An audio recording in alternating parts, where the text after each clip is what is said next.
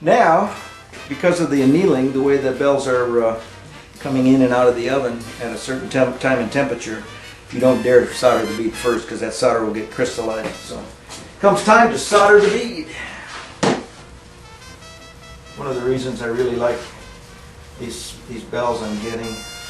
By the way, my friend Carl Scodwell in Austria is the one who put me on to these parts that I use.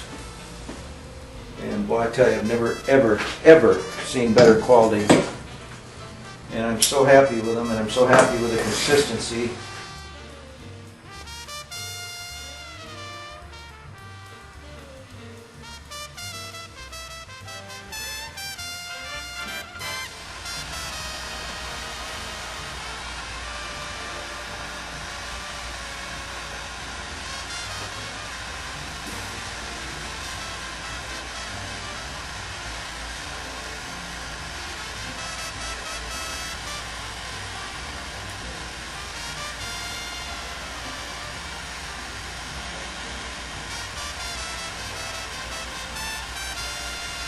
And I always put a little extra because even though it makes more work for myself cleaning up, that bead is fully flowed, and the chances of that ever breaking down the road if you bat your trumpet against the music stand or something probably won't happen.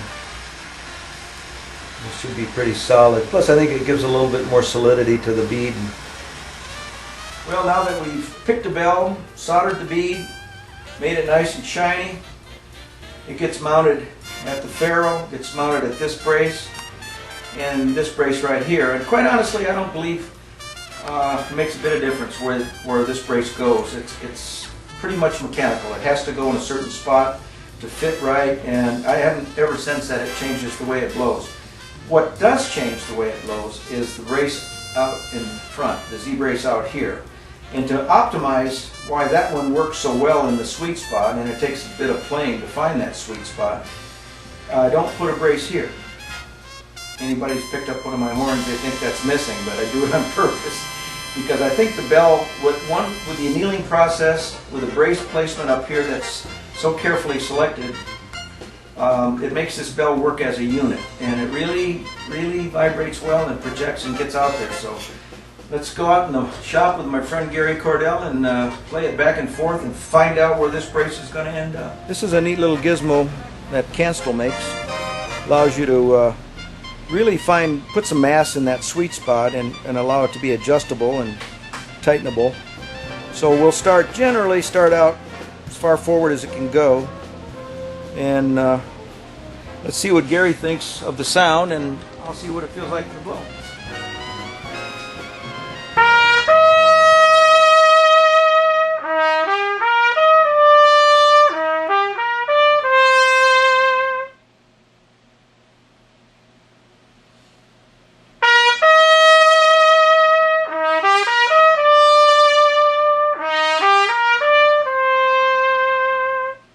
That's getting better.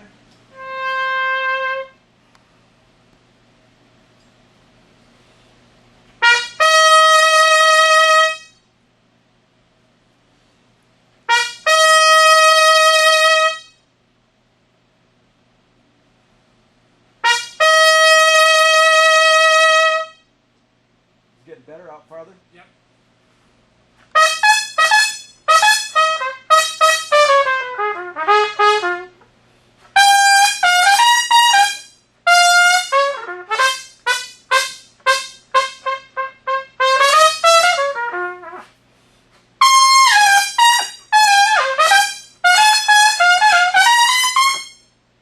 Yeah, that's feeling pretty good right there.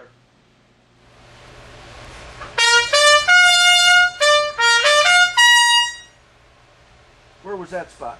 That was just started all the way back. Okay. So That sounded pretty lifeless. it did. I mean, the response is there, but there's no singing the sound.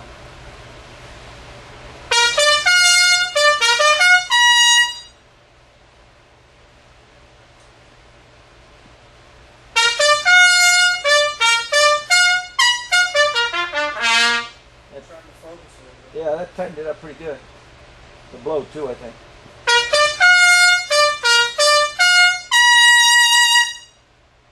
the blow getting tighter?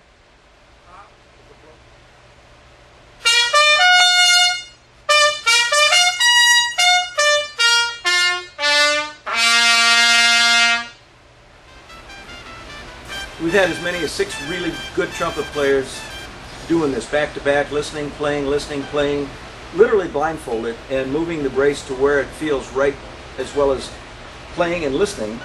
And as you can see, Gary and I came to within 1/8 of an inch, and that's always the case. So some people think it's hocus pocus. I am convinced it's not. So that's where that brace will get soldered up. That will be on this bell. And again, the bell on this horn is a marriage. It has to balance up. This bell may not work on another valve section. That's just, the process is never ends. So you have to go through it every time. But that's part of the fun of making them one at a time too. So let's go solder it up. Well, we picked the bell, buffed it up, found the placement up here for this brace, and put these braces on, which again, I'm not certain they have any effect on the way it plays. Some of my guys like a single brace. For structural reasons, I stay with 2, but you know, mount the water keys, and we're ready to clean it up and send it out. Let's give it a final tune-up.